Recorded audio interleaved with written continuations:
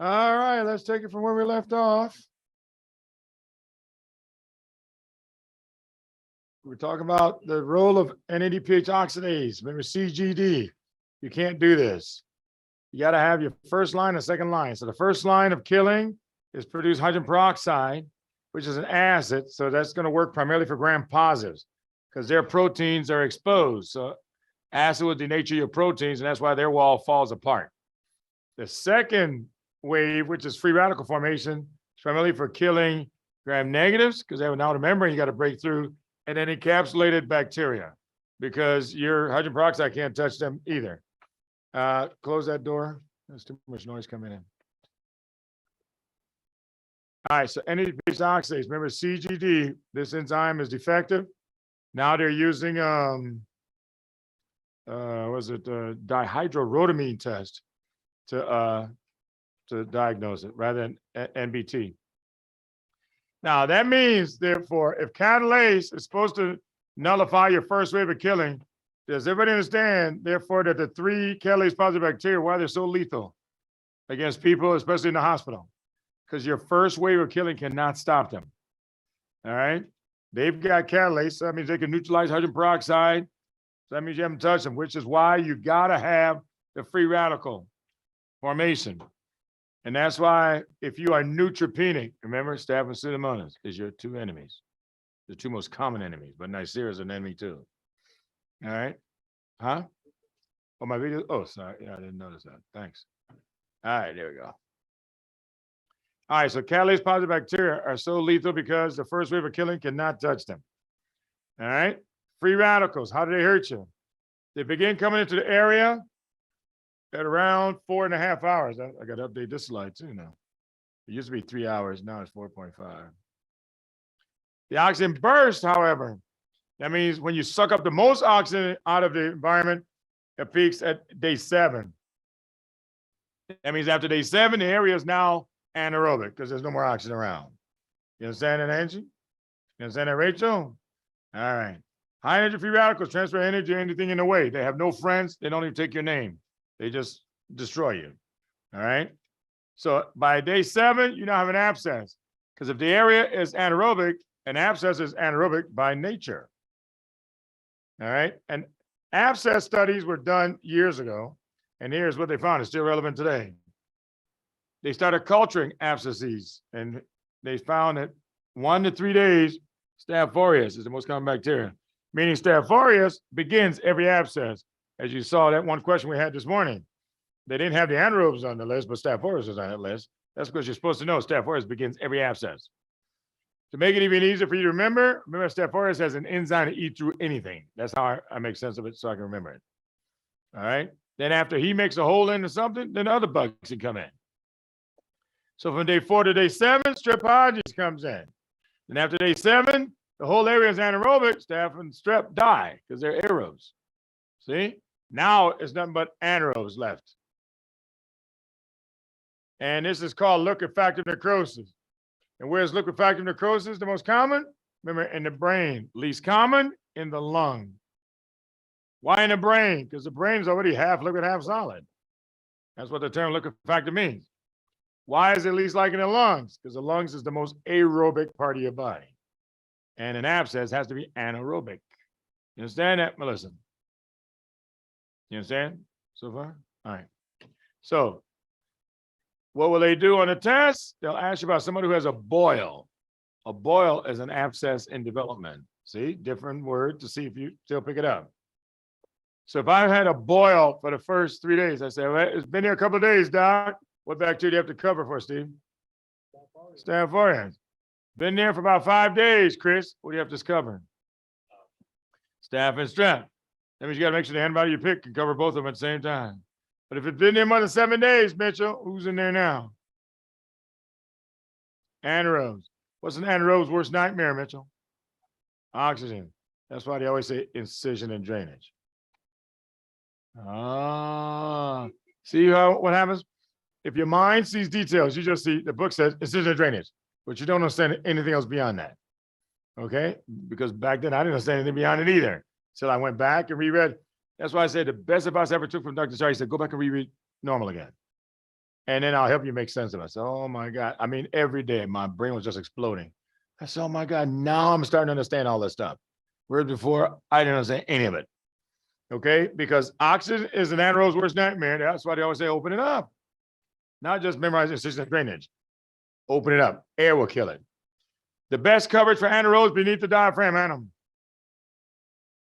Metronidazole. Above the diaphragm, clindamycin. Remember, I gave you guys that, so make sure you know that. Clues to anaerobic infections, malodorous smells, and gas formation. So anytime it smells real funky, it's an anaerobe. Anytime there's gas involved, it's an anaerobe. So, you know, when your breath smells real bad in the morning, anaerobes. That's anaerobes that crawled out at night. And that's why your breath smells real bad. Why is your armpit smelling real funky? Anaerobes. That's because when your arm drops by your side, there's no oxygen in your armpit. That's why anaerobes can live there. All right. And why is your crotch especially funky? Because there's tons of anaerobes crawling out of your anus all day long. Let's be truthful, folks. That's exactly what it is. Anyway, that's anaerobes and how you know.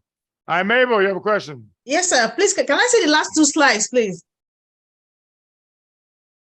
Mabel, you know these are in your notes, right? No, this one is not in the notes. That the one, yes, go back. Is it in? Just go back to the other one. It's in everybody else's notes. How's it not in your notes? I don't know. Maybe I have. Is What the page? last? Is the other slide? Page 779. It's not there. 779. Oh, it's in the last slide, not this one. The last slide. This one? Yes, thank you. Okay. It's in your notes. It's in your notes, Mabel. That's why. Let's see that. Okay. It makes it better. If you want to copy down twice, that's fine. All right, here we go. Absolute neutropenia. Then if you don't have enough neutrophils, now you know why the catalase bacteria are your enemies. All right, absolute neutrophil count allows you to calculate. You take the percent of neutrophils plus the percent of bands. Remember, bands are immature neutrophils. Take that percentage and then multiply times your white count. That's your absolute neutrophil count. Oh yeah, boy, things change so fast in medicine. They've changed all these numbers now. It's 1,500, 1,500. They just changed those last year. And 500 now. So neutropenia now begins when the neutrophil count is under 1,500. It's moderate when it's under 1,000, severe when it's under 500. The problem is staph and pseudomonas become your worst enemies now that you see where they're getting that information from. Okay. So with neutropenia, as you've heard before, neutropenia, CF, diabetic, burn patients, remember? If they get a fever, there's automatic hospitalization. They may look good, doesn't matter. We still put them in the hospital. Culture them up, all right? And then Staph aureus, cover 1 antibiotic. Pseudomonas, cover 2 antibiotics. Otherwise, the next day it's called malpractice. No, seriously, I remember reviewing an article because I had a little girl with AML. And they called me, this was when I was a resident, they called me to see her because she had a low-grade fever. And I examined her, took a look around, and said, I don't see any reason for this fever. And she had AML. She's even compromised. She's neutropenic. She just went through chemo. Totally forgot about that. So I said, she's fine. I mean, the next day, my attendant, she screamed at me so, man, she just jumped on me the next day. Why? Because that's called malpractice now the next day. I reviewed an article to see why is it malpractice. It turns out that 40% of them were dead the next day if you didn't start the antibiotics. So here, I didn't know I was lucky the little girl didn't die. And that's why the attendant was yelling at me because that's her malpractice. I'm working under her. So that time I had to just say, yep, you're right. You know, I mean, because there's a lot of times the attendants jump on you unfairly, but that time she was right. Okay, and that's why I'm passing on to you guys. Don't ever do this in rotation. Somebody, neutropenia, CF, diabetic, burn patient, automatic hospitalization. If they have a fever, because you got 2 of the worst bacteria to worry about, you cannot bet their life on it because that's what's going to happen. 40% were dead the next day. Okay, all right. If the fever persists after 48 hours, cover for fungus. What's the first line drug for fungus, Melissa?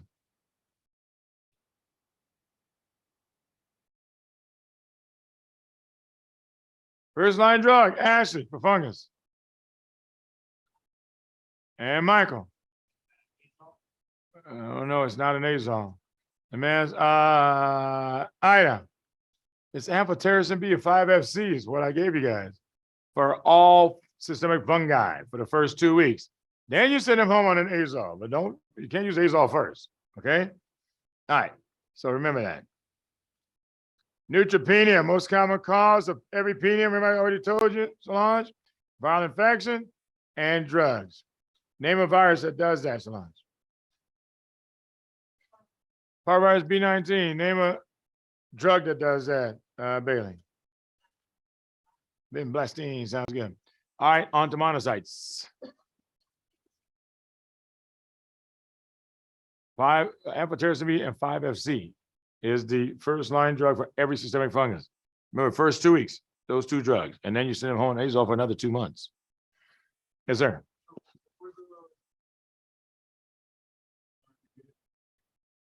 Neutropenia, CF, diabetic burn patient. Now, remember, I also gave you a clue, and we saw that in a question. If you've had radiation or chemo, remember, it takes about 10 days, and your bone marrow is wiped out. So the case that we had on one of the morning questions, they had chemo 10 days ago. You're supposed to know their bone marrow is wiped out. Assume they're neutropenic even before you get to CBC. We're putting you in the hospital. Okay? Because you got to know that bone marrow, if they're neutropenic, they could be dead by tomorrow. All right, a monocyte is a macrophage in circulation. They change names after they enter tissues. Interferon mediates their transformations after they enter different tissues. And monocytes contain only NADPH oxidase for killing, since free radicals can kill anything. You understand that, Akshay? Monocytes become macrophages. In the brain, who remembers what we call them? Right, Ida. Microglia. In the lungs, Steve. Not Kuffler. Andres. Type 1 pneumocytes. In the liver, Meha. That's your Kuffler cells. Kidneys, Chris, with a C. Yeah, mesangial cells, we're good. Spleen, Adnan.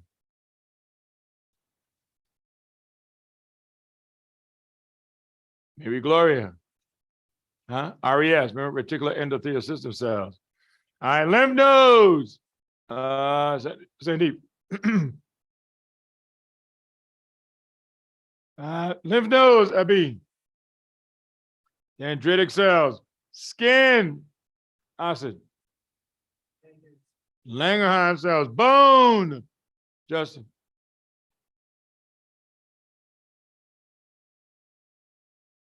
Osteoclast, blast, bills, class breakdown. All right, Payer's patches. Saba. And M cells, remember? They ran it 20 minutes before happy hour. You forgot the happy hour story I gave you? And then connective tissue, remember histiocyte, epithelioid cells, and wait a minute, I'm missing one. Giant cells. Okay, so macrophages in different areas have different names, but again, interferon gives them this ability to enter different environments. Okay, now when a monocyte comes out of bone marrow, they have CD4, like I told you before. When they enter a tissue, they graduate up 10 points, CD14. Remember I told you CD numbers are very high yield, very, very high yield. So CD4 is on the membrane of a monocyte. Once he enters a tissue, now it's CD14. Monocytosis, most common cause, viral infection. How do I know it's a viral infection? Because monocytes are precursor to macrophages, and then one for macrophages is what? Viral infection. What's the most common virus? That's symptomatic, Zena.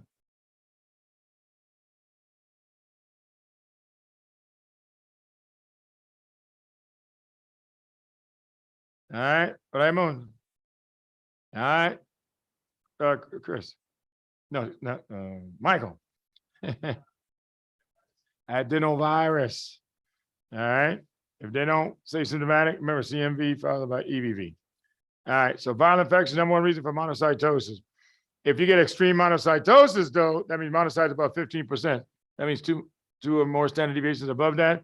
Here's the mnemonic that I came up with: steals the 5 infections with the highest monocyte count. So salmonella typhi, typhoid fever, tuberculosis, because it ravages a lot of tissues. EBV, remember that's what I call it, mononucleosis, mono. All right, EBV is heterophile antibody positive, CMV is heterophile negative, but they both cause mono. Listeria, last name, monocytogenous. That's how I got that last name. Invites a lot of monocytes over.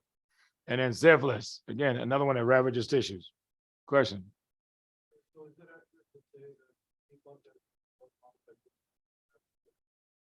Any bug that's going to cause monocytosis will have systemic manifestations because that infection will go to all these places. Remember I told you about CML, how I figured out they cause meningitis? Yeah. And the hematologist was surprised. I said, and you're also going to see this and this and this and this. I knew exactly where the book got it from. See? That way you can go get the information for yourself anytime you want. And now you're seeing it for yourself. Anything that involves monocytes is going to be systemic because they're going to go to all these areas automatically. All right, moving on. So now we did never let mom eat beans. I'm saving lymphocytes for later because that's, let me see, why do I say? Oh, because there's a lot of things I got to teach you about vaccines and everything else that connects to that. All right, but that next one is eosinophils and basophils. So here we go. Understanding allergies, Nave. Understanding allergies involves 2 cells, mast cells and eosinophils. That means anytime, Jess, you see mast cells and or eosinophils, number 1, allergies. Number 2, what was number 2, Jess?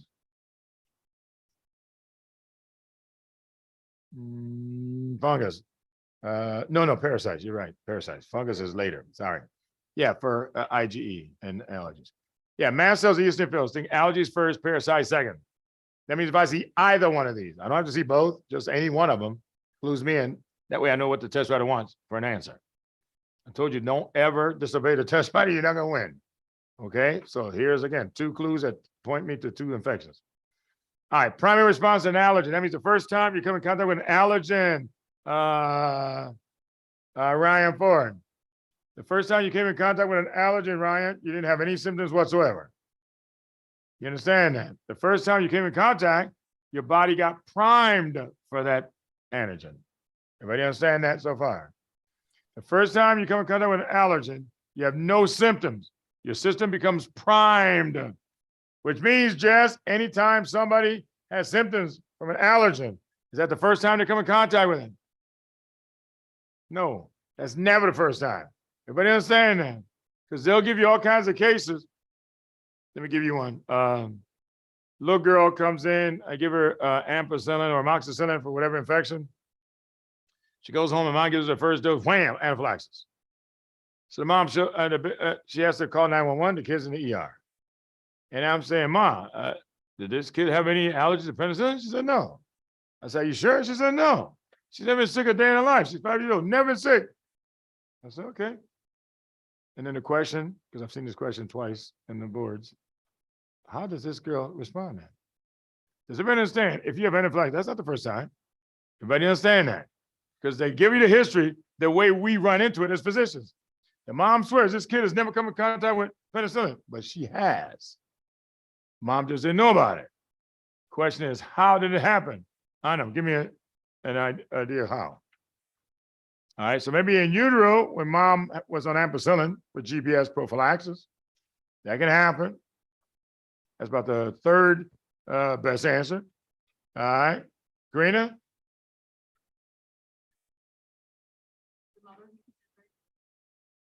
Breast milk. So you mean maybe mom was on penicillin and he went across to the baby? 5-year-old kid. All right, so maybe it came through breast milk only if mom was on penicillin early on. Because 5 years old wouldn't be that at this point. Still, that's not the number 1 best answer. Just ask Jess. What? At school? Meaning what? She got penicillin at school? No. They don't usually give penicillin to children without a doctor knowing. All right, Karis. It's actually from animals. Most physicians forget animals get antibiotics too. So that's how you treat the animals on a farm. They got to use the same antibiotics. So that means, but it's such a small amount. And that's why you don't know you got sensitized a long time ago. You know, we give it to pigs, we give it to chickens, we give it to cows. Yeah, you can go to animal feed store and buy all the antibiotics. It's over the counter, but it's not the same dose we give humans. So when I gave her a full dose, 250 milligrams, see that? Set off her whole system. And she might have only gotten 5 grams, 5 milligrams out of the meat that she ate. So anytime you ask how a child has anaphylaxis to an antibiotic she's never taken before, that's your answer. It's because she got it in the food she ate. We just don't think about it, but that's how they get it. Yes, sir. Well, in some people, it can desensitize. In other people, it can sensitize. You just don't know how each person's going to respond. Okay. But what you're thinking about is if you want somebody to be desensitized against a chemical, we just give them small amounts over a long period of time. But her body has seen penicillin before, but this time I gave her a big dose her body's never seen, and it just erupted against it. Yeah, exactly. It was a big jump. So maybe her body was used to only seeing 5 milligrams, and now I give it 250 milligrams, and the body says, whoosh, I'm responding against this. Yes.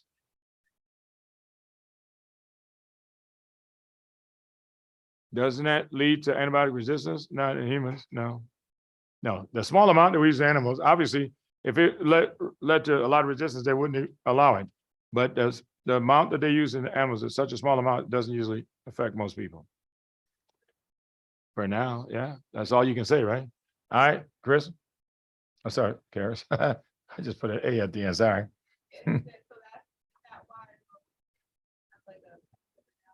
That's why a lot of people have penicillin allergy. Why is penicillin the #1 antibiotic-induced allergy in America?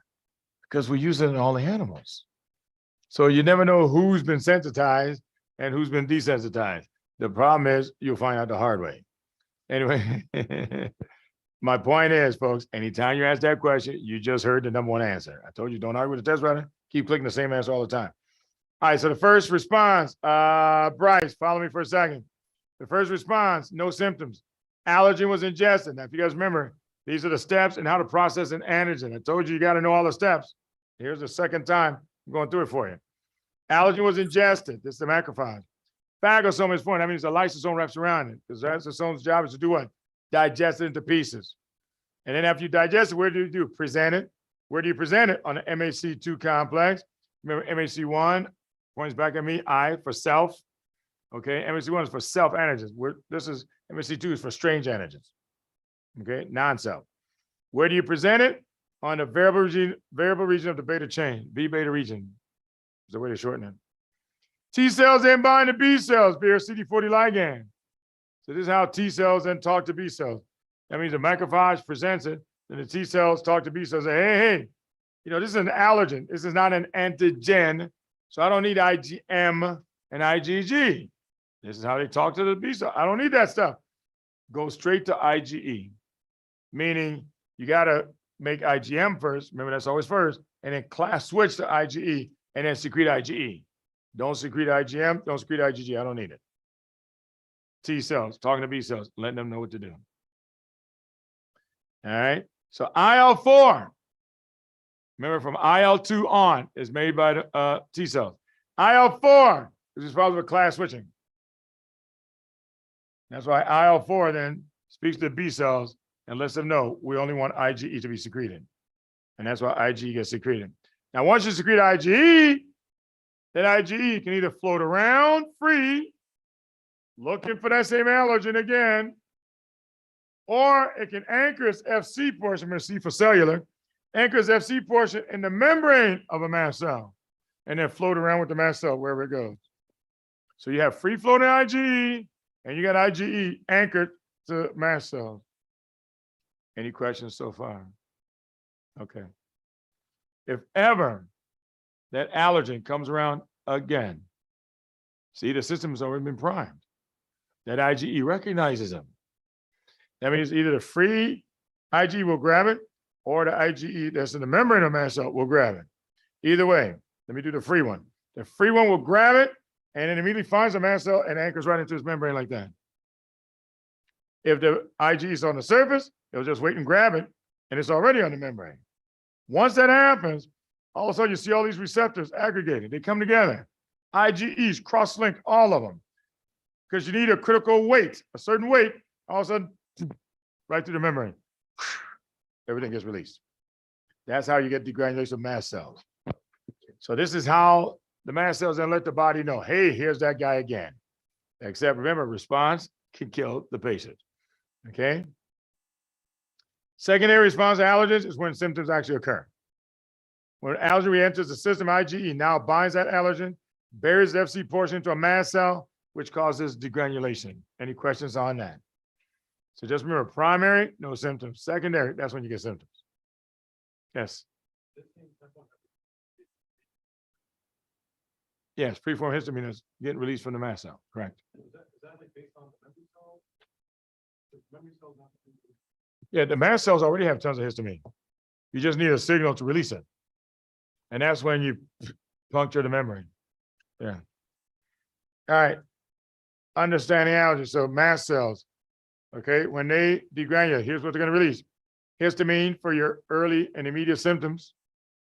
Flushing, wheezing, itching, scratching, lightheadedness, dizziness, your blood pressure drops, you pass out.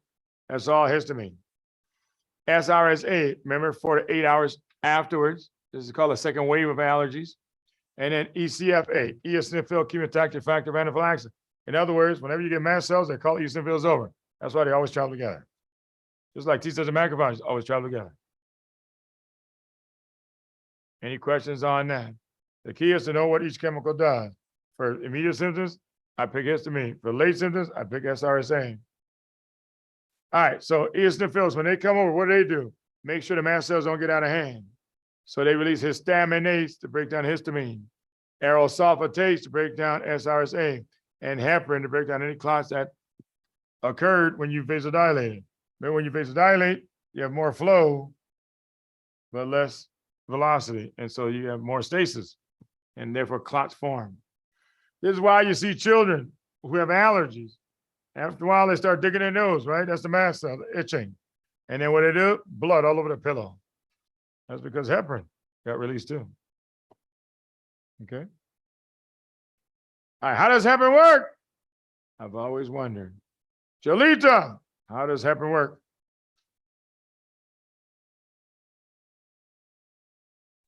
I don't know.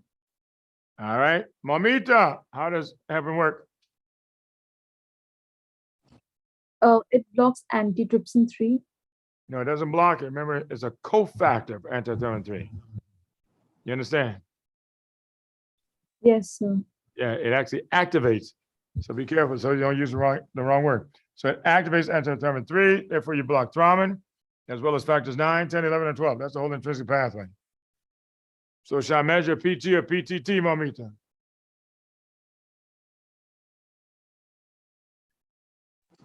So PTT. Yeah, PTT for intrinsic. All right, we don't do INR anymore because remember, how many days of heparin bridging do I need, Jess?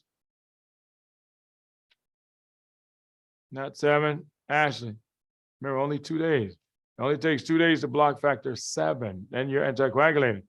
Okay? All right, but if you don't want to wait for 2 days, bridge, what drug should I switch to, Mitchell? Not clopidogrel. Okay, Anna. Yeah, Pixaban and Rivaroxaban. The only two don't require a bridge. All right. Histamine, look at this. Responsible for all the acute symptoms of allergies. Causes redness and flushing, wheezing, itching, warmth, swelling, nasal congestion, rhinitis, conjunctivitis, wheal flare, and urticaria, which are hives. So all these are signs of type 1 hypersensitivity because histamine is involved. Slow reaction symptoms of anaphylaxis, most potent bronchoconstrictor that we know. This is responsible for the late symptoms of allergies, produced 4 to 8 hours after the initial symptoms, and responsible for killing asthmatics every year. Something like 10 or 20,000 asthmatics die every year. This is the reason. That was before we came out with steroids. See, now if you stop this production, that's why mortality went down. Eosinophil chemotactic factor of anaphylaxis, strong chemoattractive eosinophils, responsible for eosinophilia, seen in allergic reactions. What's a good chemoattractant for neutrophils? Zena. Interleukin-8 and leukotriene B4. Very good. All right. So eosinophils are counter-regulatory, folks. That's what I want you to understand. They make sure that mast cells do not get out of hand. Eosinophils produce histamines to break down histamine, aerosulfatases to break down SRSA, and then heparin to break down any class of aminoform. That brings us then to antihistamine drugs. How do I know you're taking an antihistamine drug? Big clue, big clue. Hot, dry skin, and hyperthermia. Remember, sweat glands. Sympathetic, but they have cholinergic receptor, muscarinic. And therefore, you cannot sweat, so you can't cool yourself off. Hot, dry skin, and hyperthermia says you're on an anticholinergic drug. Otherwise, everything else is sympathetic, so I don't use any of it. Their main action, block H1 receptors. But the bad thing, strong anticholinergic. And even worse, tachyphylaxis. Anybody remember what tachyphylaxis meant? I know.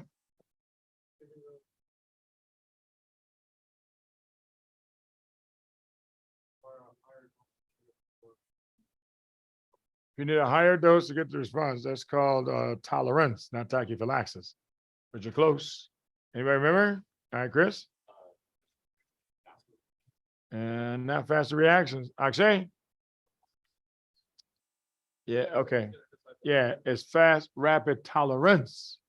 Tolerance, so it's rapid as down regulation of receptors. So now you can't respond to it. Okay? With antihistamines, they have, let me say, this is the fastest. Yeah, this is the fastest ones. No, who had the 24 hours? Oh, nitrates. Remember nitrates, within 24 hours, tachyphylaxis occurs. This is second in line. It takes about 3 to 4 days. Why am I telling you that? There's always a frustrated mother, okay? And you got to let her know, have 3 or 4 antihistamines in the cabinet. Every mother starts out with Benadryl. After about 3 or 4 days, Benadryl doesn't work. They call you. Hey, what should I use, doc? Benadryl's not working anymore. Then the pediatrician says, okay, use Rhinotan. 4 days later, hey, Rhinotan's not working anymore. What should I do? Okay, all right, why don't you use Robitussin?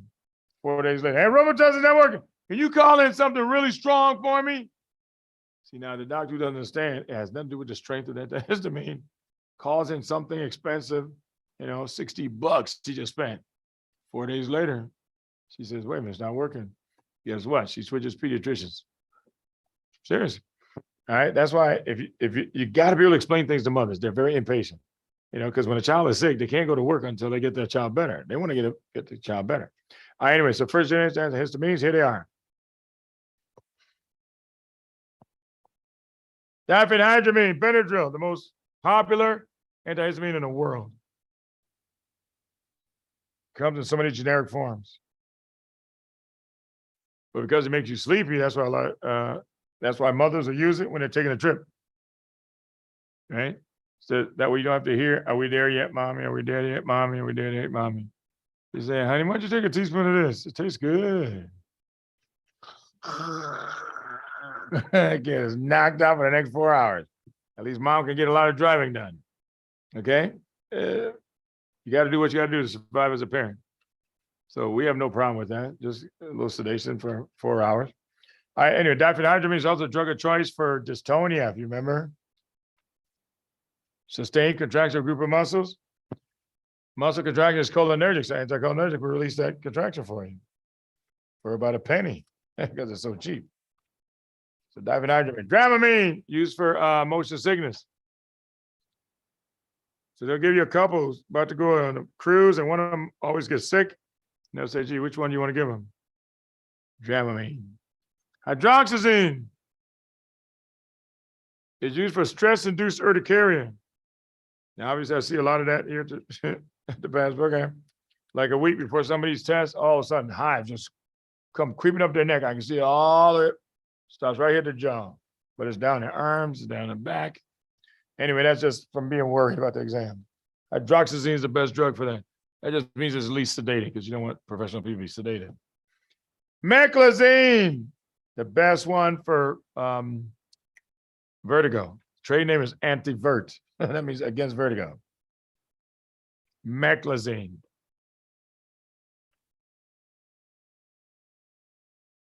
Okay. Yeah, I just want to. So here's what I usually tell you guys about vertigo. Remember, vertigo is a feeling that the room is spinning around you. You're standing still, but the room is moving. And that's why they just lose their balance, fall to the ground right away. I've had this a couple of times, so I know.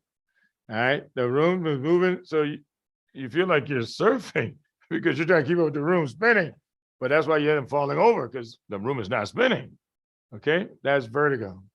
Now, what's common causes of vertigo? There's one called Meniere's disease. Meniere's disease is vertigo associated with hearing loss, right? And tinnitus, ringing in the ear and hearing loss. What's the problem in Meniere's? Too much endolymph. That means too much liquid in those 3 semilunar canals that you have in your ear. That means you have too much fluid in there, it goes sloshing around for no reason. And that's why the room seems to be spinning for you. Meniere's. Well, then you got to remember, Lillian, that every liquid in your body requires what enzyme to be produced? What enzyme is used to produce every liquid in your body? Not quite sure. Oxane? Carbonic anhydrase. And what drug do you know that blocks carbonic anhydrase, Oxane? See, somebody, that's how you remember the drug of choice. I told you, always go back to your physical vocabulary to figure things out. Otherwise, you memorize it and 3 days later, you forgot it. Okay, but all I got to do is talk it out again. You come up with the same answer again. So Meniere's disease. All right, next one is, this is the most common cause of vertigo. That's called labyrinthitis. Labyrinthitis is a viral URI. This is why whenever you get a cold, sometimes you just, you feel dizzy or the room starts spinning on you. That's called labyrinthitis. And all we do is just treat it symptomatically because it goes away on its own. So if they want that, they'll tell you, oh, he's had a cold for the last 7 days or last 4 days, whatever. He had a URI and now the room is spinning. And then another classic one, benign positional vertigo, BPV. This one's classic. Notice it says positional. The person can tell you, if I tilt my head just like this, the room starts spinning. They can tell you the exact position that the room starts spinning. That's how you know it's positional. We try to duplicate that with what we call the Dix-Hallpike maneuver. And then we fatigue the nerve with something called Eppley maneuver. Eppley, yeah, Eppley. Dang, I forgot it. Eppley. Epely. Ley. Okay, I thought it was E-L-E. I thought it looked strange. Epley. Yeah. So you try to fatigue the nerve. All right, so benign position vertigo has to do with an otolith, which is what they're always asking. What's the etiology? There's a rock that's out of place. And so when you put your head in a certain position, that rock starts rolling around again. And there's a maneuver, the Eppley maneuver, that's used to put that rock back into place. After, so you do it while the person's laying down. They usually have them laying down. The head is turned, I think, like 45 degrees. And then you do it suddenly. And for some reason, that rock starts rolling right back into place. Anyway, so that's BPV. So meclizine is the best drug to treat vertigo for any one of these. And then cesidomide for Meniere's. Phenylpropanolamine was a antihistamine that was taken off the market for too many arrhythmias. Remember, anticholinergic, sympathetic, will make your heart race. So it killed too many people, so they took it off the market finally. Phentermine was half of the fen-phen that caused cardiac fibrosis in dieters, of women who were using it as a diet pill. Okay, there was another drug that started with FEN, so that's why it was called fen-phen. But they ended up with cardiac fibrosis. They killed too many of them, so they took it off the market. However, with the internet, you can still buy it. It's just, you can't sell it here in America, but you can sell it from the Caribbean, and it's still available. All right, second generation antihistamines, Amy, were actually H2 blockers. Where have you seen H2 blockers being used before, Amy? For where? Also, so in the GI tract. So the H2 blockers were first developed to be used for urticaria. Hi, if you had bad allergies. But when they realized most of the H2 receptors are in your stomach, they found out it can help you heal up the ulcers. That's why these have been moved out. They're now in the GI. Okay? So just to remind you, they're no longer here. But the drugs, this is just 4 of the most common ones. Cimetidine is the only one I told you had a clue because it blocks P450. Gasoline, if you block P450, what happens to your warfarin levels?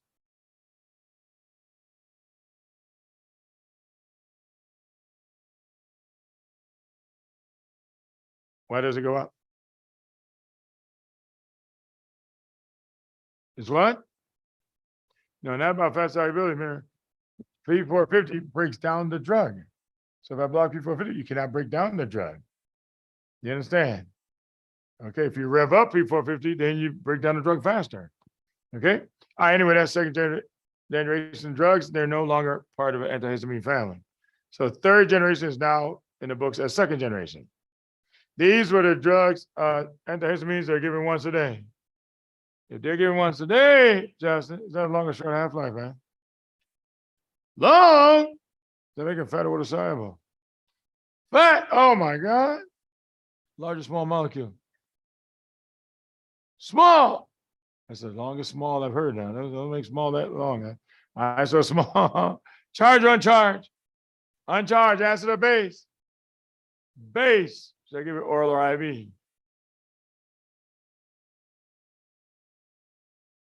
Oral. That's why there's no IV form of any of these. See? Now you guys actually understand what that's all about. First, you just memorize that. All right. So anyway, fat soluble. That means the top 2 side effects, Justin, to finish your drill. The top 2 side effects for fat soluble are so hepatitis and myositis. Very good. Yeah. So again, just remind you already know all the side effects. There's nothing new for me to tell you. Okay. But the claim to fame is this: terfenadine got taken off the market because it killed too many people with arrhythmias. It has to do with P450. Okay. The problem was when they realized any of these drugs have done the same thing, they already pulled this guy off the market. So all of them, they tell you do not give these drugs with any other drug that blocks P450. Then how do you get rid of this thing that we already know can be deadly?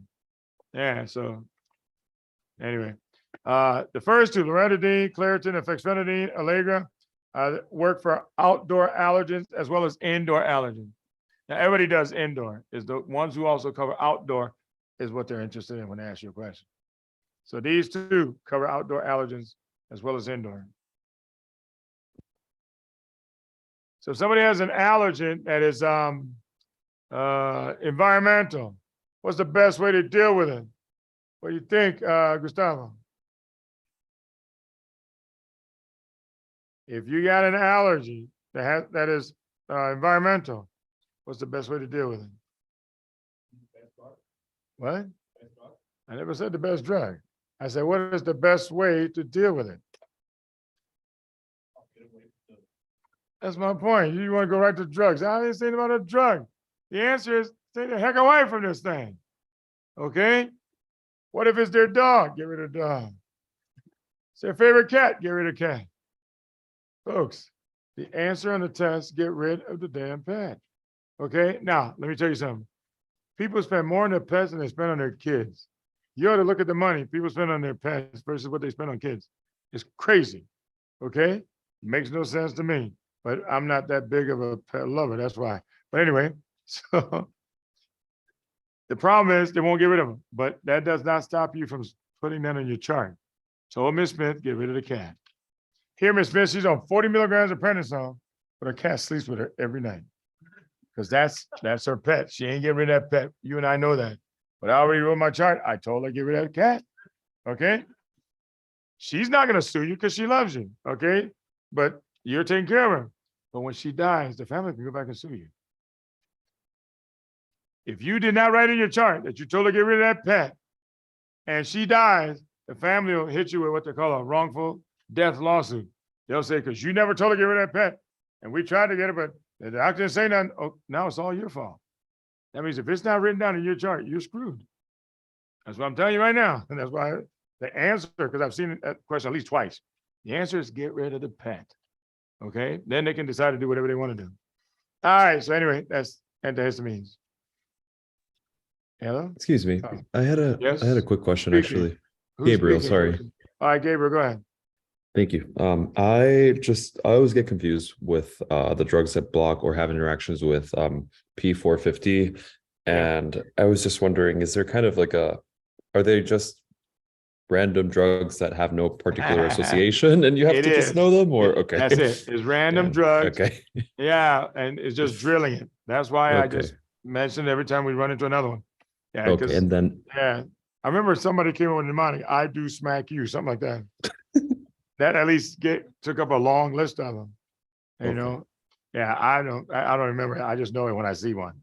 Okay, but and then anyway, out of these, just cimetidine and yeah, terfenadine, cimetidine right? is the only one. Yeah, and then Okay. terfenadine. Perfect. Terfenadine is Thank you already so come much. off the market anyway. Oh, okay. Heparin S is a cofactor for anti-thymine 3. Make sure you know the action of a drug. Don't just say heparin is an anticoagulant. That ain't going to get a point. It's a cofactor for anti-thymine 3. That way it blocks thrombin, right there in the name, as well as factors 9, 10, 11, and 12. That's the whole intrinsic pathway. And that's why we measure PTT. We don't measure INR anymore because all you need is heparin bridge for 2 days. If you don't want heparin bridge for 2 days, remember apixaban, rivaroxaban. All right. Patients with heparin, what are the main side effects? Remember, bleeding is number 1, right? Hyperlipidemia is number 2. That's because heparin activates hormone sensitive lipase, the same one that mobilizes triglycerides from your adipose. That's how it causes it. When you put somebody on a heparin drip, the next blood sample you take will have a little lipemic film at the top. That means you see a little film of oil. You can see blood and then also a little pad of oil. That's because of this side effect. But they'll actually explain that. It's not enough to cause coronary artery disease or any other problem. And once you stop the heparin, it goes away. So the key is they'll actually explain it. That's it. All right. HIT. Definitely got to explain that. Well, explain HIT to me because I don't understand this. Elizabeth Edward, what is HIT?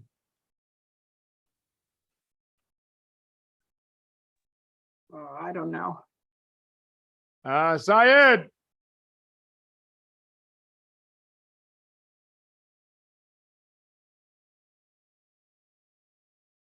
Mabel. So what's the question, please? The question is, holy cow, I forgot my question. Oh, what is HIT? Explain it to me. HIT. Yeah. This is a heparin-induced thrombocytopenia. Right. Well, now they call it heparin-induced thrombosis. What is it?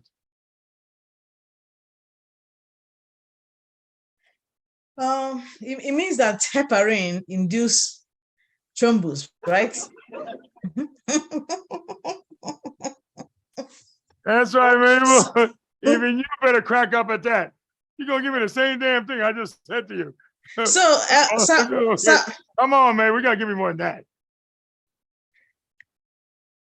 All right, fine. Hang on. Let me get somebody else. Leslie, what is HIT? So you have 2 types. You have type 1. Most commonly, you're gonna see destroying platelets. So you have thrombocytopenia. But When does it happen? type in the first 2 days. Yeah, first 2 days, just platelet clumping.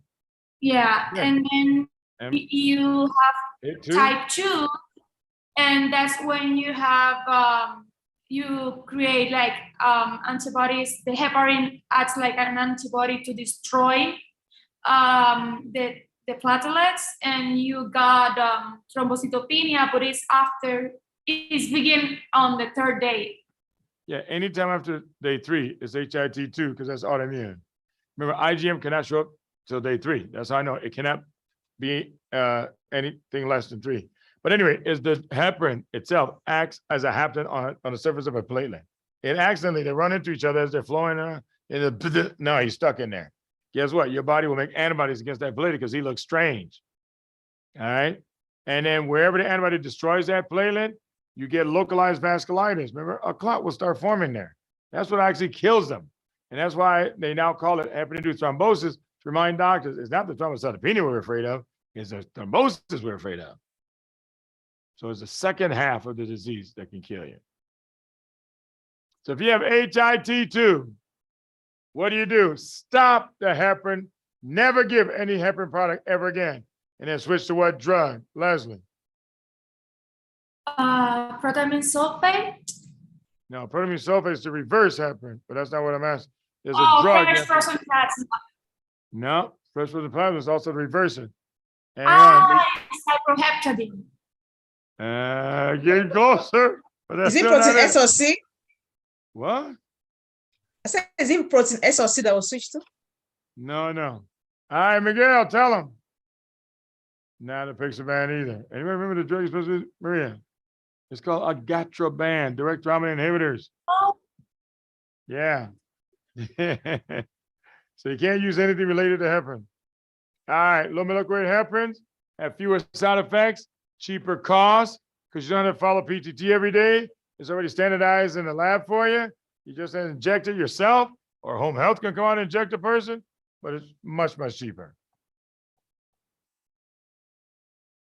And the lowest incidence of HIT with low molecular weight heparins. Any questions on it? Yes, sir.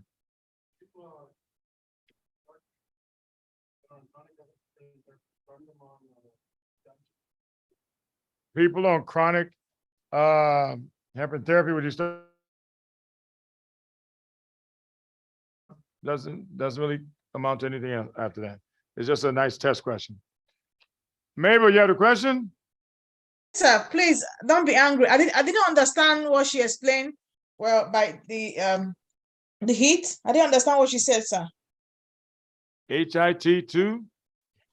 No, the two and both the two and the one. You didn't hear any of it? It was echoing. The video was echoing, so that's the reason. Okay. Maybe from your side. I know. No, it's not my side. It's your side. Okay, it's my Okay, side. Okay. yeah, that's okay. I forgive you for that reason. I'm telling you, I can tell you there's something wrong with her system because she misses a lot of things. I mean, as soon as we talk about it, and then she asked me the same question. That's how I know she didn't hear it. Okay. All right. HIT1 is from platelet clumping. So the spleen destroys them. That's why they get thrombocytopenia. All you do is continue to heparin. You don't have to do anything about it. HIT2 is autoimmune. It's the heparin stuck to the platelet surface, and now your body makes antibodies against it. Wherever the antibody destroys the platelet, you get localized vasculitis, which means clots can form there. And that's the one that kills people. So that's why we say be careful. So when you get, the rule is if they get platelet count dropped by 75,000 or more, HIT2 is about to occur. That's your warning. And that's the clue I see on every time I've seen that HIT question.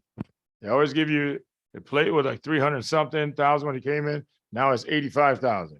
You got to know that's a huge drop. HIT2 is coming. That means stop the drug right away. Never give heparin or any heparin product. Switch to gatroban. Okay, yes, sir. Hit one, you can continue to transfusion because it has nothing to do with autoimmunity. It's just, just monitor the levels, but it's just from platelet clumping. All right, that's low molecular heparin.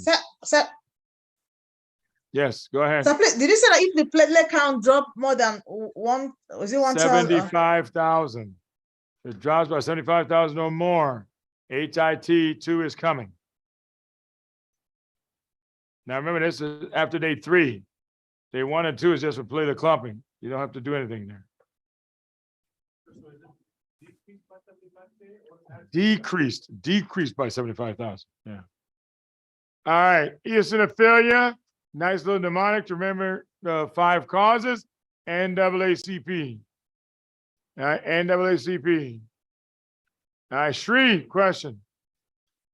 Yes. So when you were mentioning HIT2, you said you can switch to argatroban, but then Yeah. before when we were talking about the type 1 and the eosinophilia and how there's heparin. We mentioned apixaban, and I was just confused. No, we mentioned apixaban, rivaroxaban when you don't want to do a 2-day bridge. That was the question I had asked for that one. Remember, you got to do a Okay. 2-day bridge for warfarin and heparin or any other drug except apixaban, rivaroxaban. Okay, thank you. Yeah. Uh-huh. All right. Abdullah Khan. Yes, sir. When you get the hit two, can you not give low molecular weight heparin either? Yeah. Low molecular weight heparin will cause it. It just causes it at a lower frequency, but it's still going to cause it. Okay, That's why they say you cannot use it. thank you. No problem. Bryce? Yes, excuse me. I have a question about the slow reacting substance of anaphylaxis. Okay. Is it- SRSA. Yes, is it the same as the major basic proteins? I've Is encountered a it the question same? like Yeah. Yeah. They'll call them major basic proteins coming out of mast cells. Yes. okay. That's part of that. Yep. All right. So NAACP, the 5 reasons for eosinophilia. First one, neoplasia, especially lymphomas. Neoplasia, especially lymphomas. In fact, I tell you, any adult who has a sudden outbreak of urticaria for no doggone reason, especially if they have no history of allergies, you got to work them up for lymphoma. Yep. Unexplained urticaria for no. There's a lot of strange looking antigens, and that's what the person's responding to. A for allergies. Allergic conjunctivitis, allergic rhinitis, all right, atopic dermatitis, all kinds of allergies. Addison's disease, adrenal insufficiency. The most common cause of Addison's disease in newborns. Steph and Zach. I'm not sure. Fanta.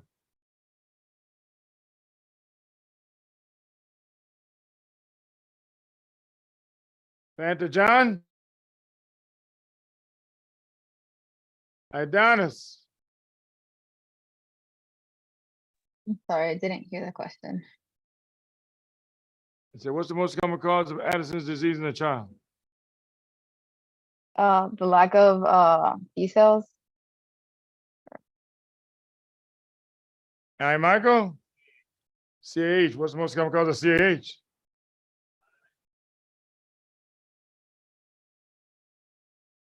No, that's the inheritance. I didn't ask that. I said, what is the most common cause of it? Karina. Isn't it what? I can't hear you. No, not agenesis. You're thinking of thyroid problems.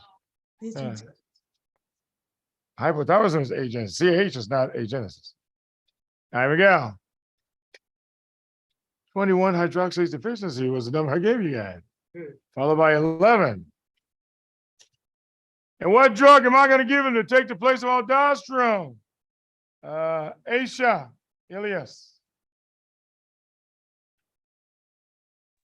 I don't remember. All right, Elisheba.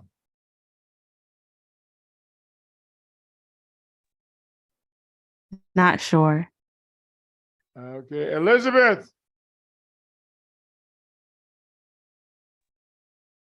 I can't remember. Karan Miller. Hi, doctor. I didn't hear the question. I'm so sorry. What steroid do you give them to take the place of aldosterone in adrenal insufficiency? Aldosterone.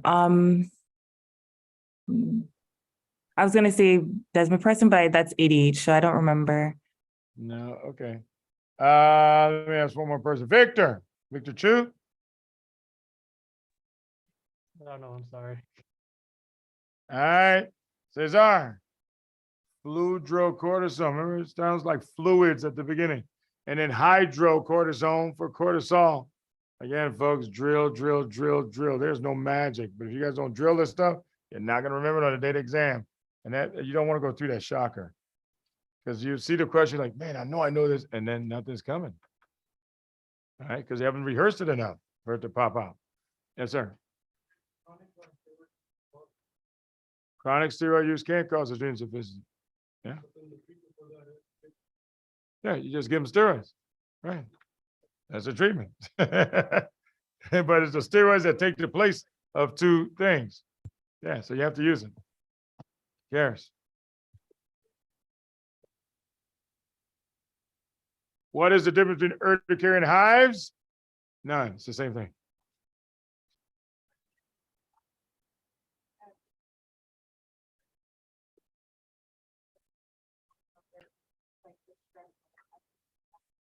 What? Which?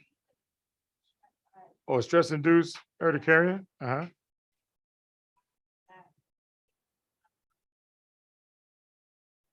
The most common cause of hives being stress, is that what you're trying to say? It is. But I don't think you heard what I said for the lymphoma. I said, if you have an outbreak of hives in someone who's never had allergies before, then you have to rule out the lymphoma. If he's had hives from allergies, we don't work him up for that. This is someone who's never had any hives before. For any allergies, all of a sudden, break out with hives everywhere. You must rule out lymphoma. It's because it can kill them if you don't rule it out, not because it's the most common cause. Be careful. It's not the most common cause. Yeah. All right. So allergies and Addison's. Allergic rhinitis, conjunctivitis, you get what they call allergic shiners. The child is always rubbing his eyes in a circle.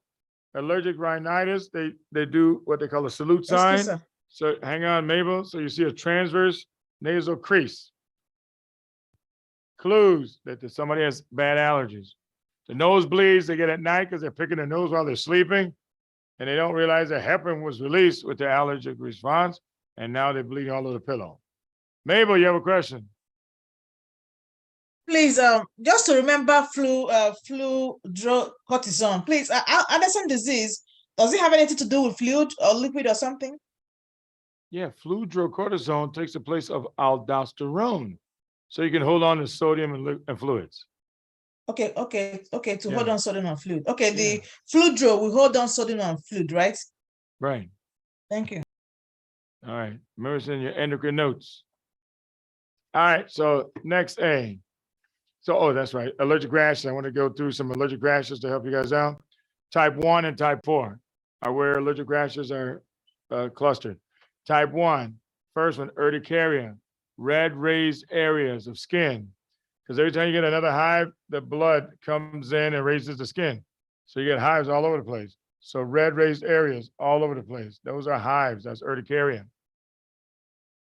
Erythema multiforme, flat area, flat red areas, flat red circles, but they look like targets. Remember, like the Target, the store.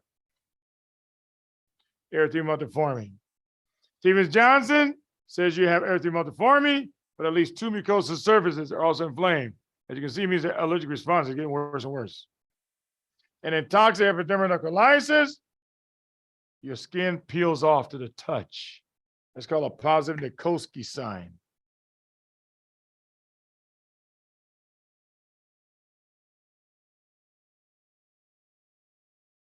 Toxic epidermolysis has it. Staph scollar skin syndrome has it. And pemphigus vulgaris has it. Positive Leukocytes sign. Your skin just sloughs off to the touch. Any questions on type 1 allergic rashes? How would you treat these, Kathleen?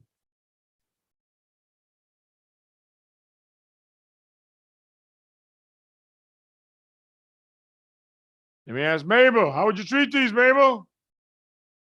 How will I treat what, sir? What? How will I treat what? These rashes. Are you looking at the same slide I'm looking at? Okay, so I can give them IV fluid, then I'll give them steroids. Okay. On the test, yeah, if you're treating the rash, steroids come first. They Okay. usually, but if they say treat anaphylaxis, yes, then fluids. All right. That means don't give the drug again. Give them some fluids. Get the puppet shrub. What's the one? I'm missing something. Oh, hit them with the epinephrine. All right, to block, open up their airway so they can breathe. All right. All Okay, right. So sir. all of these respond to steroids, all of them, because they're all allergic rashes. Then we have type 4 hypersensitivities.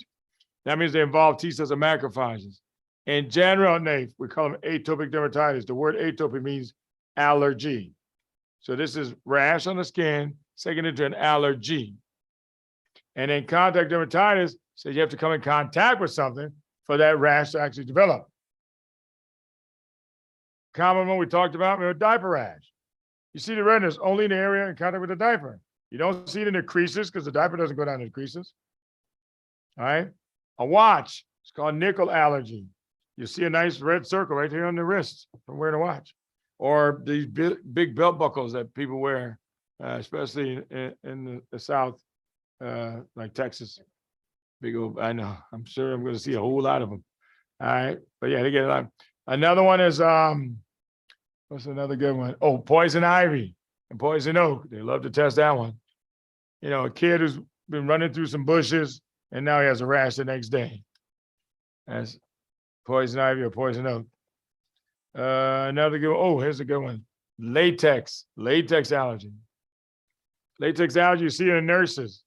You'll see their hands and wrists will be red and it'll stop abruptly where the glove stops. That's how you know it's latex allergy. Yes, Anna.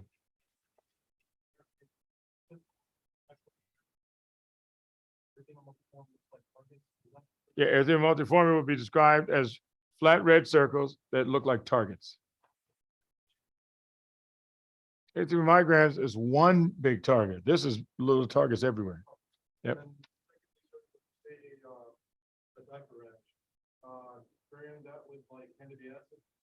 Yeah, diaper rash versus candidiasis. Candidiasis we found red within the creases, the leg creases. Remember, baby has big creases in his thigh. Yeah, you see the redness inside those creases. The diaper rash does not touch those creases, so it'll be redness on the skin, but the diaper rash will be spared. I mean, those creases will be spared. All right, so atopic dermatitis, contact dermatitis. What you may not know about a latex allergy is called condoms. Condoms are made out of latex. So to be a female who comes in with vaginal itching after she's had intercourse with her boyfriend or her husband. And again, if you don't ask the right questions, you'll never figure out that's what's causing it. It sounds like it's just going to be candidiasis with itching. But if you ask, does this happen after you have intercourse with your husband, boyfriend, all of a sudden they think back and be like, oh my God, it does happen every time. And then they realize, yeah, that's what it is. Anyway, there's now condoms that are made out of lamb skin with no latex in it and has the same protection. So that's what you recommend. Yep. All right. Then eczema is when contact dermatitis causes very dry skin. Like atopic dermatitis starts here in the cheeks and the antecubital fossa, right here at the elbows. That's where it starts. Even in babies, as early as 2 months, you see it already developing. Real dry, scaly skin. All right, then over time, it all of a sudden becomes real dry in those areas. Now you call it eczematous skin, but it's a complication, okay?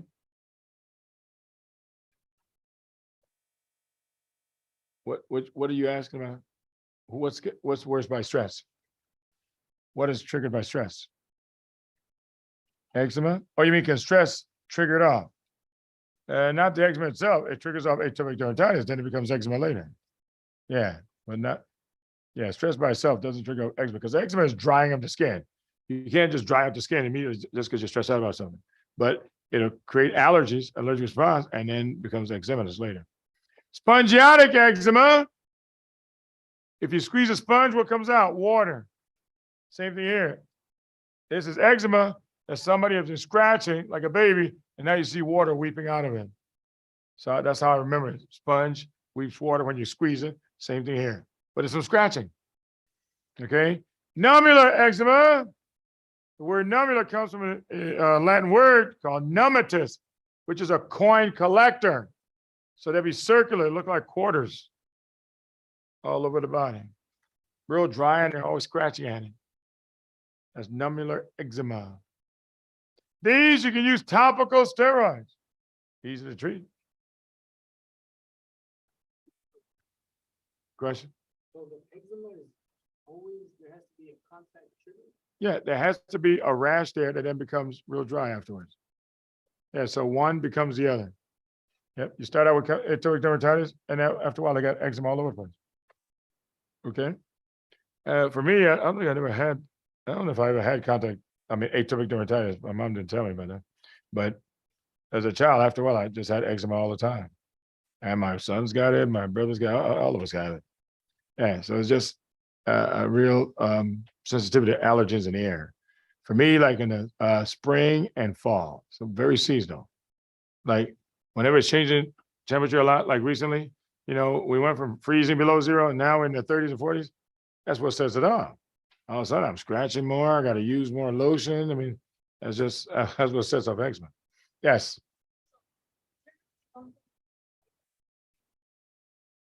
Yeah, there is something your body's reacting to. We don't always know what it is. Like when mine is seasonal, I don't know what it is in the air I'm reacting to, but there's something in the air I'm responding to. Yeah, but it's hard to figure it out. So anyway, I went to the allergist and they tested me for a whole bunch of stuff. And what they find, let me see. First one, I was allergic to dry eraser marker, the eraser markers that you use. That's why I had to switch to writing on a pad. I used to write on a board with the driver in my hand. And I'm just woozy all day, like, oh, what the heck is happening? I'm telling you, I couldn't even stand up straight. It was that bad, and then I was so happy I got tested because I remember the way I found out about this was I was at a what's it called? Urgent care with my wife. I said, man, I'm just talking over here. And I didn't know if another guy was listening to what I was saying. I said, I'm so sick of this. I'm feeling this. I got this. And the guy came over and said, man, I couldn't help but hearing. He said, dude, I used to have all the same symptoms you just said. I said, really? What'd you find out? He said, man, it's allergies. I said, you kidding me? It's allergies? He said, yeah. And then he said, I went to an allergist and they found out what I was allergic to, made up a little concoction and started giving me shots. I have no symptoms anymore. Folks, I went to the exact allergist he went to. I said, whatever the hell she found out, I want to find out for me too. And she found out what I was allergic to. She found out a lot of other things, like corn mold. I didn't even know there was corn mold. How do I run away from corn mold? I'm surrounded by cornfields all around here. I didn't know I was bathing in corn mold in the air, So that's why I had to go to the shot. That's why you see me running off twice a week now. I got to go get the shots, and it starts off twice a week. Then after a while, it's once a week.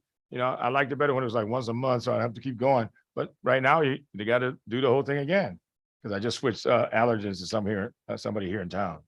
But that's what saved me because I was so tired of being, sniffles, sinuses full, sinus infection after infection, and dizzy all the time. I thought something bad was going on. I could barely stand up. I had a vertigo, man. The room just starts moving when I don't want it to move. But I'm trying to figure out how do I stand up?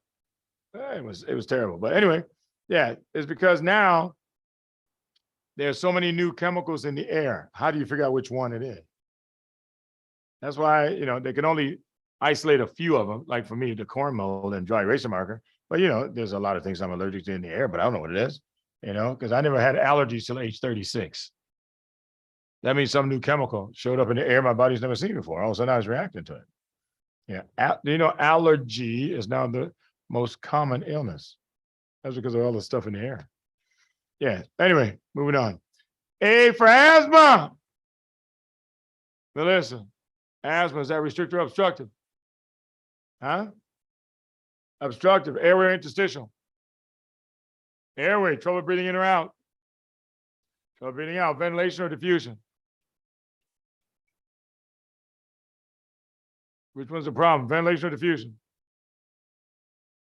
You have trouble breathing out, is that ventilation or diffusion? Is ventilation increased or decreased? Ventilation is decreased. Tell me one thing I'll hear when I listen to their chest. Wheezing. Tell me one thing I'll see when I look in the airway. When I look in the airway.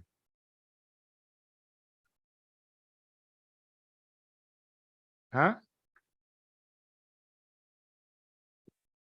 Stop. She's doing well. Leave her alone. She can come in with it. No, you do know. Try. Okay, bronchoconstriction. Remember, mucus is number one. Mucus, airway narrowing, goblet hyperplasia, increased breathing index. You can say any one of those. What's the most common cause of death in obstructive? Respiratory from what though? They won't just say respiratory. All right, not too bad. Okay. So you did all good all the way to the end. Karis, tell her. It's called bronchiectasis. It's digestion of your alveoli. Okay. All right. All right. So asthma. There's two types of asthma, folks. One is intrinsic asthma. That means intrinsic to you. That's your genes. This child has had it since he was born. All right. That's the history. They get worse when it's cold outside or they get a URI, a cold. So that's how I know that one. You know, mama tell you, oh, make sure you wrap him up. You know what happens? If he gets that wind in his face, all of a sudden he'll be wheezing for the next 2 weeks. That's how you know it's intrinsic asthma. Extrinsic asthma caused by environmental factors. See that? Dust mites, number one. Roach droppings, number two. And pet dander, number three. Dust mites. This is the reason why nobody has shag carpeting anymore. That's because dust mites live inside the shag and they feed off of sloughed off skin cells, dead skin cells, what they feed off of. What about roach droppings? Roach droppings is why asthma is more common in the inner city than outside of the inner city, suburbs, country. That's because you got to clearly know that there's a difference between a city roach and a country roach.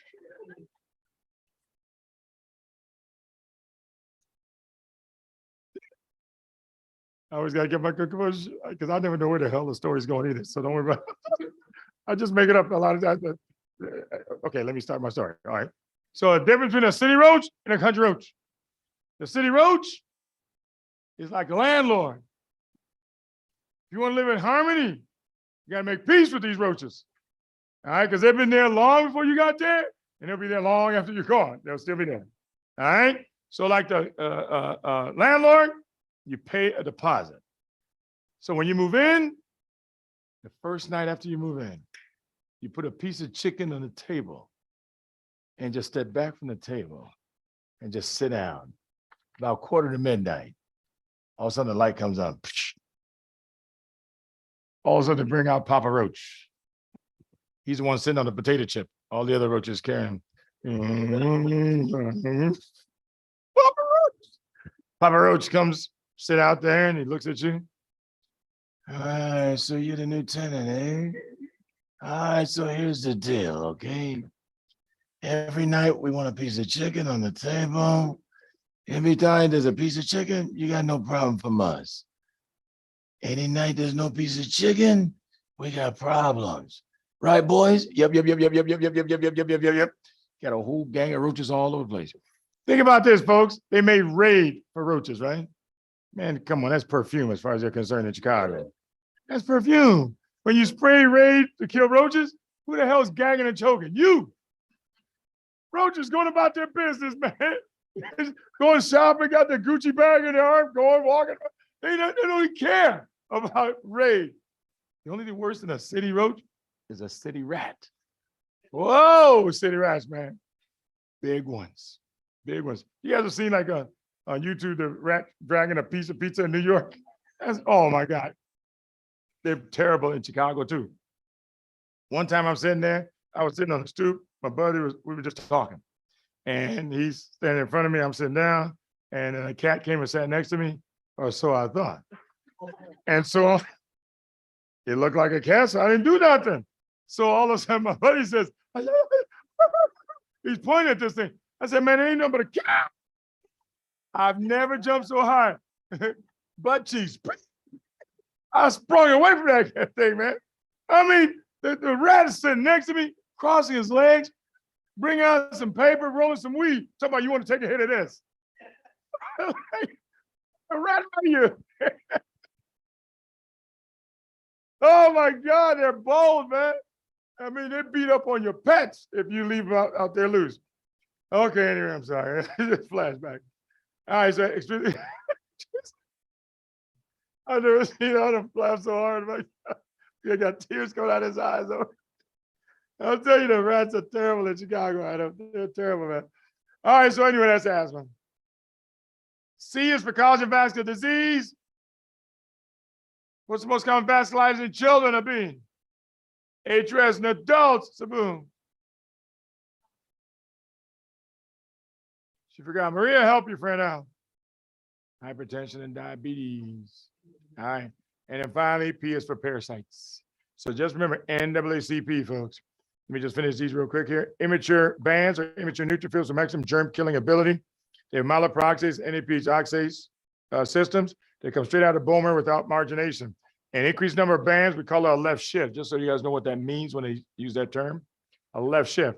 And then basophils are said to be precursors to mast cells, which means they have the same granules, but we don't really know for sure, but that's the going theory right now. Okay.